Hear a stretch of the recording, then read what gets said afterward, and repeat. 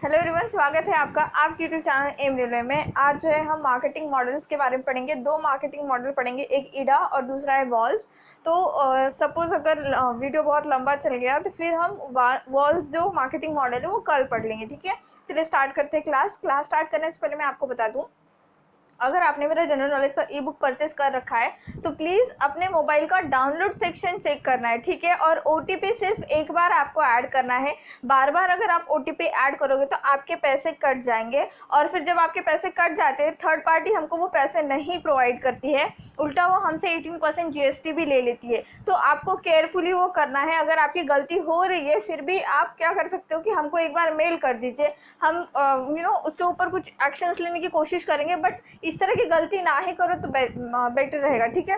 चलिए स्टार्ट करते हैं। और जिन लोगों ने परचेस नहीं किया है, परचेस कर लेना, मात्र 239 रुपीज़ में है, जिसमें history, geography, Indian polity, economic, general knowledge up to date दे रखा है। 2021 एडिशन ही लेना और ऑल सब्जेक्ट्स वाला ही लेना, ठीक है। चलिए स्टार्ट करते हैं।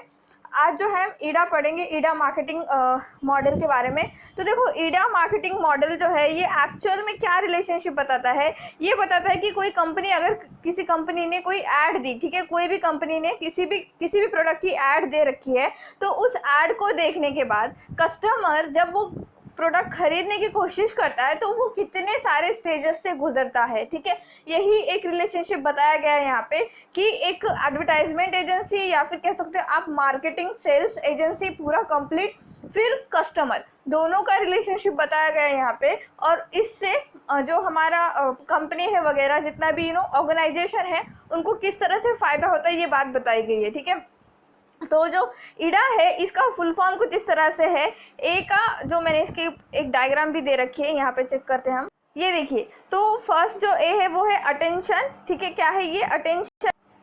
अटेंशन के अलावा अगर यहाँ पे अवेयरनेस भी आ चुका तो राइट होगा। ऐसे मत करना कि आपको अगर ऑप्शंस दे रखे कि ईडा का फुल फॉर्म बताइए, या फिर ईडा का जो फर्स्ट एब्रिवेशन है एक्रोनिम का, वो अगर उन्होंने अवेयरनेस दे दिया ऑप्शन में और आप गलत करके आ जाओगे तो गलत हो जाएगा, मार्क्स कट हो जाएंगे आपके। तो प्लीज़ ध्यान में रखना, अटेंशन या अवेयरनेस दोनों सेम बात है, ठीक है। नेक्स्ट है interest, then desire, then action. तो वन बाय वन हम देखते हैं। ईडा जो है ये एक्चुअली 1898 में, ठीक है, 1898 में ये एक एडवर्टाइजिंग का पायनियर थे, ई सेंट इमो लुइस करके। कौन थे? ई सेंट इमो लुइस। ये पूछा जाता है कि जो ईडा मार्केटिंग मॉडल है ये किसने दिया है, तो ये दिया है ई सेंट इमो लुइस। किसने? ई सेंट इमो लुइस। ये मैं बार बार इसलिए कह रही हूँ क्योंकि एक मार्क पक्का हो जाएगा आपका, ध्यान में रखना है आपको। 1898 में, ठीक है, AIDE 1898 में विज्ञापन अग्रणी ई सेंट इमो लुइस द्वारा विकसित एक संक्षिप्त नाम है। It describes the steps that prospective customers goes through before deciding to buy a product or service। ये क्या बताता है? वो स्टेप बताता है कि भाई अगर कोई कस्टमर कोई भी कुछ प्रोडक्ट खरीदना चाहता है या सर्विस बाय करना चाहता है तो उसके दिमाग में क्या क्या चीज़ें चलती है और किस तरह से स्टेप बाय स्टेप चीज़ें चलती है, और लास्ट में जाकर क्या होता है कि उसका सेल हो जाता है, आपके प्रोडक्ट का सेल हो जाता है, ठीक है। यह उन चरणों का वर्णन करता है जो एक संभावित ग्राहक किसी उत्पाद या सेवा को खरीदने का निर्णय लेने से पहले करता है, ठीक है। The acronym stands for attention, interest, desire, action. इसका फुल फॉर्म आपको याद ही करना है, पूछा जा सकता है। क्या है?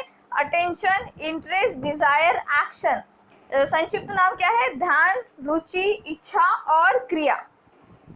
The AIDA model is widely use in marketing and advertising. जैसे कि मैंने जस्ट आपको कहा कि ये एडवर्टाइजिंग, मार्केटिंग एंड कस्टमर का पूरा एक रिलेशनशिप आता है। इसमें देखो, ऐड देखने के बाद आपके दिमाग में क्या चलता है, आप किस तरह से सोचते हो, ये सब कुछ पहले से ही कंपनी डिसाइड कर लेती है, और फिर उसी के बाद उस तरह से वो लोग इतना ज़्यादा आपके ऊपर बम्बार्टमेंट करते हैं, आपको उसकी ज़रूरत है या नहीं ये आपको खुद को भी पता नहीं होता है, और वो आपको आपकी ज़रूरतों का पता लगा देते कि आपको ये चाहिए, आपको खरीदना पड़ेगा। इस तरह से मतलब आपके दिमाग के साथ वो चीज़ें चलती रहती है, ठीक है। टू डिस्क्राइब द स्टेप्स और stages that occur from very first moment a consumer is aware of product और brand to actual moment the purchase is made, ठीक है।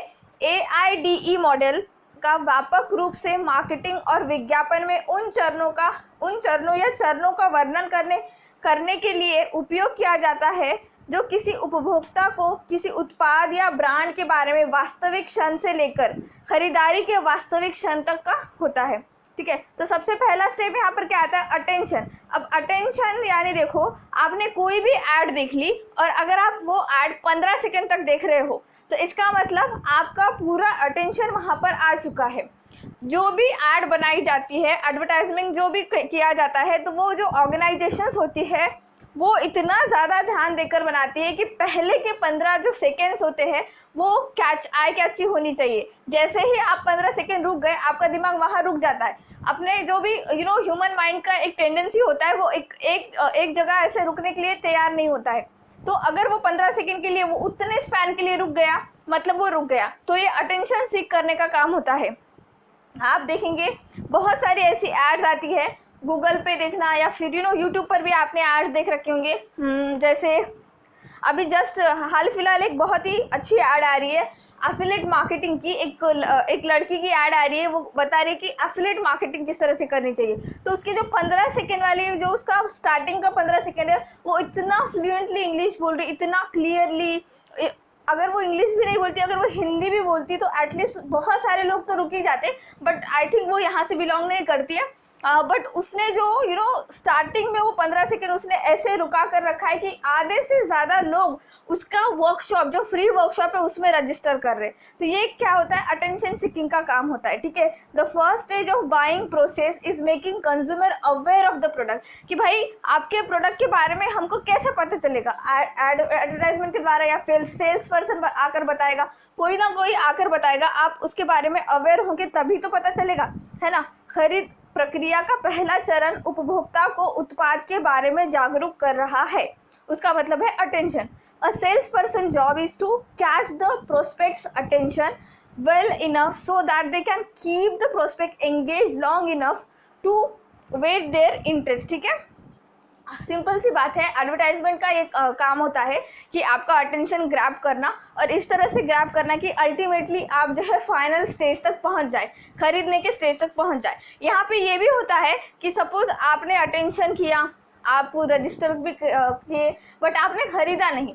सपोज 50 से 60 लोगों ने रजिस्टर किया, उनके वर्कशॉप के लिए रजिस्टर किया, XYZ वर्कशॉप के लिए, बट जब वर्कशॉप हुआ एक्चुअल टाइमिंग में, वहाँ पर सिर्फ 10 लोग ही पहुँचे। तो ये 40 लोग क्यों नहीं पहुँचे, ये भी यहाँ पे एनालिसिस किया जाता है। अटेंशन जो पहला स्टेज होता है वहाँ पे। ठीक है, एक विक्रेता का काम संभावना का ध्यान अच्छी तरह से आकर्षित करना है ताकि वे अपनी रुचि को बढ़ाने के लिए संभावना को लंबे समय तक व्यस्त रख सके, है ना। सेकेंड स्टेज क्या है, इंटरेस्ट। अब इंटरेस्ट क्या, अल्टीमेटली भाई इंटरेस्ट क्या होता है, हम कस्टमर का इंटरेस्ट क्या होता है, जो भी हम प्रोडक्ट या सर्विस बाय कर रहे हैं उसमें हमारा कितना फ़ायदा है, हमको कितना उससे एडवांटेज मिलेगा, इससे हमारा काम चल जाएगा या नहीं। अल्टीमेटली क्यों हम पैसे हमारे क्यों बर्बाद करेंगे ऐसे वैसे किसी भी सर्विस पे।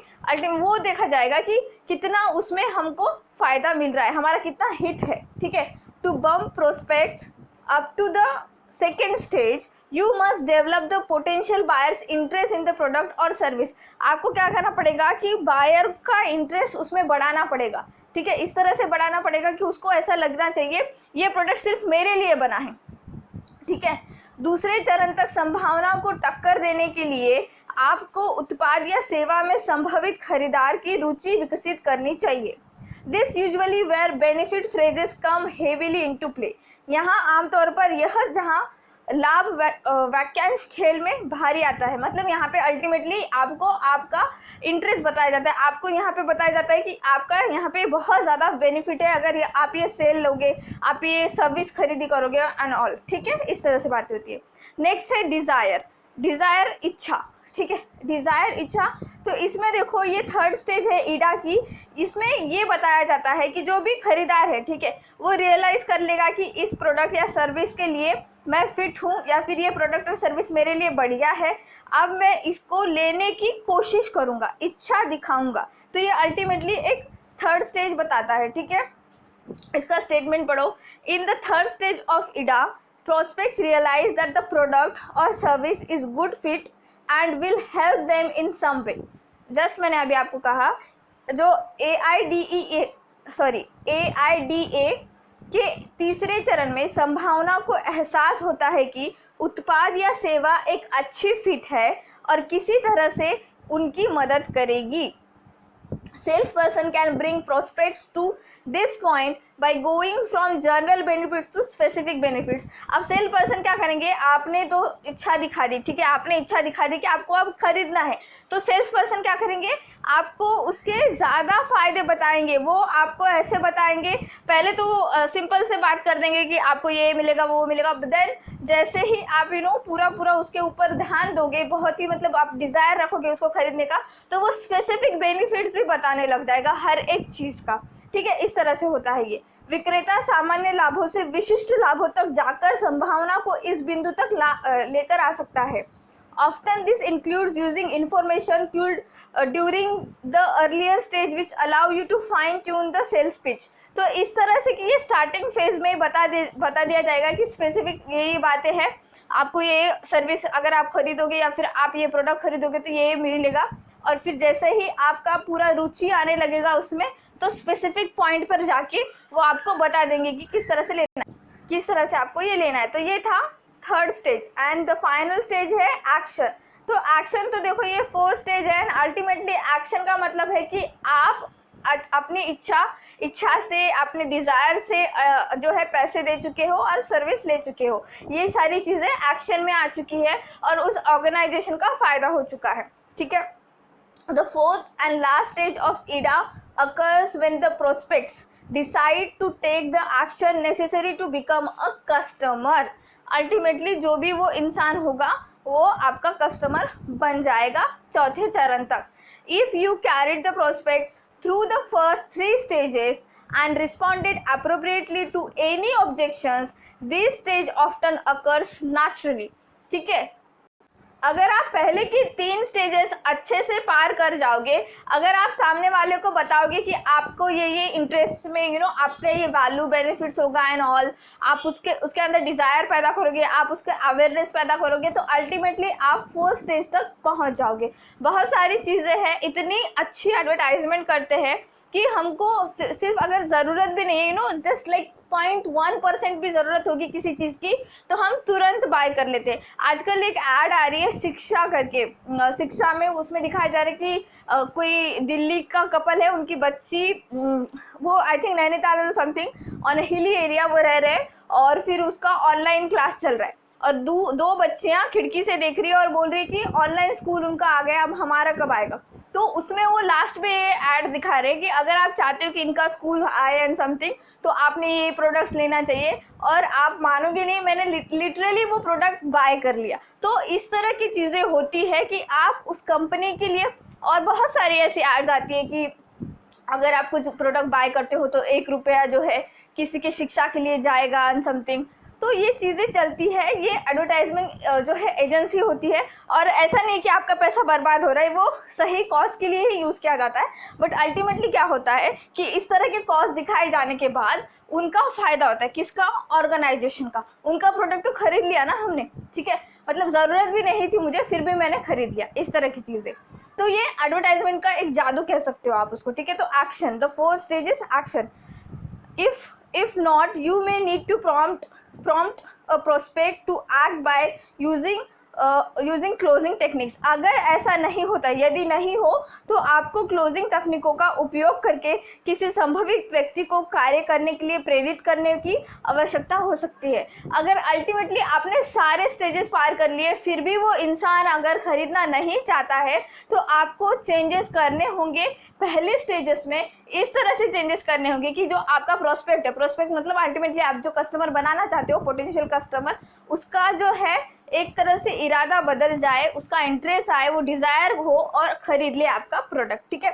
तो आज जो सेकंड मार्केटिंग मॉडल टेक्निक है वॉल्स, वो हम कल करेंगे। अभी फ़िलहाल मुझे मेरा थोड़ा सा गला दर्द कर रहा है, तो कल कर लेंगे वो, डोंट वरी। और रेगुलर क्लासेस होंगी। थोड़ा अभी फ़िलहाल एक्चुअली 2-3 दिन से I am not feeling well, that's why I don't upload any video, so sorry for that, and thank you so much for watching. Please subscribe my channel, share this video, like this video, and please keep revising. Thank you.